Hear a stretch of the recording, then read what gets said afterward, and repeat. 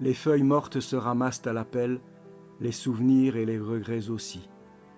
Il y a sur les hauteurs de Liège, à 5 minutes du centre-ville, un endroit très spécial, le paradis des animaux, le cimetière animalier de la cité ardente.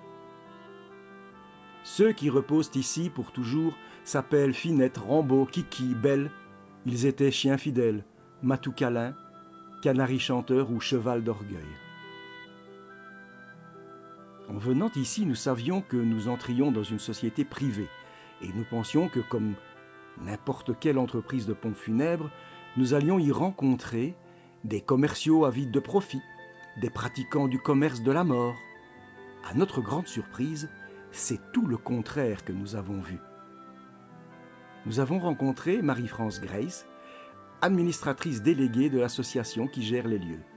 Nous avions imaginé, avant de la connaître, une femme d'affaires vénale. Nous n'avons jamais été aussi heureux de nous être trompés.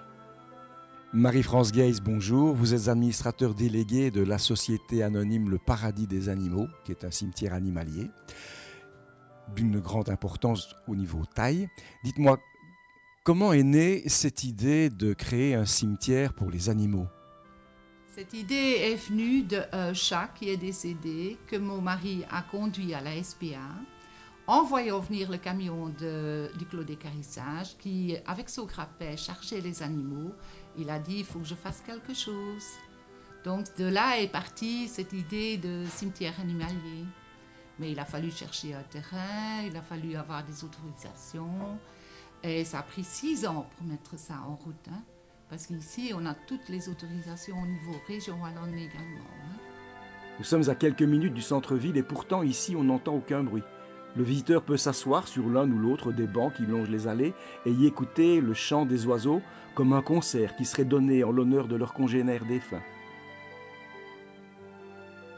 Si vous venez visiter les lieux, n'y venez pas en simple curieux, mais plutôt comme les amis des animaux que vous êtes. Ne portez pas de jugement sur ce que vous voyez. Ne vous moquez pas du jouet qu'un enfant a peut-être déposé en gage d'amour sur la tombe de son compagnon disparu. Quand un animal décède chez quelqu'un, généralement, ce quelqu'un, s'il a la possibilité de le faire, il l'enterre dans son jardin. Mais je pense que la loi ne l'autorise pas en principe. En principe, la loi ne l'autorise pas, mais bon, je ne sais pas si les gens auront des problèmes s'ils l'enterrent dans leur jardin. Moi, je ne suis pas contre, donc je n'irai jamais dénoncer quelqu'un, donc voilà. Là, ça, c'est une très bonne réponse et je vous en remercie. Dites-moi, j'ai un animal chez moi auquel je tiens beaucoup, il décède.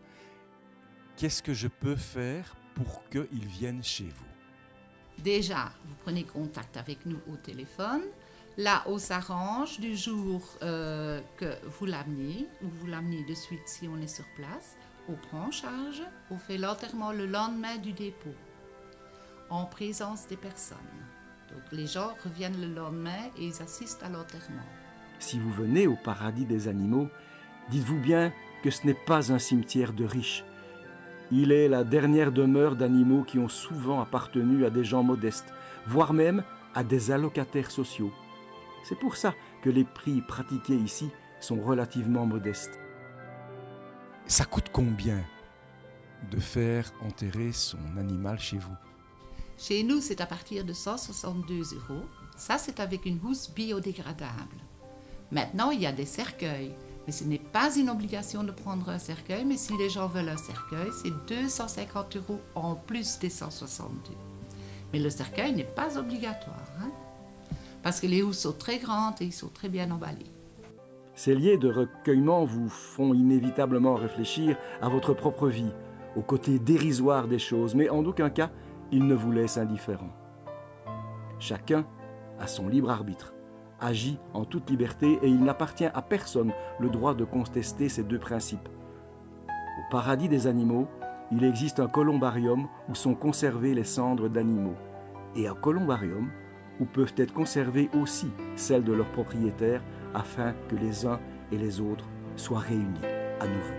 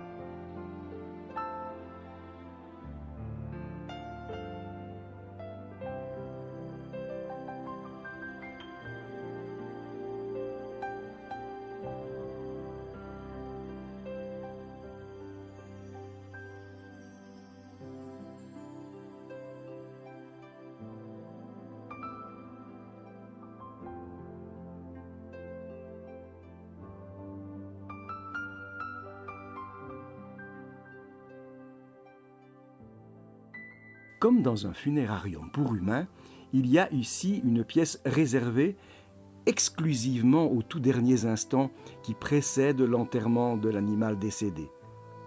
Un dernier moment pour dire au revoir à son compagnon en toute dignité.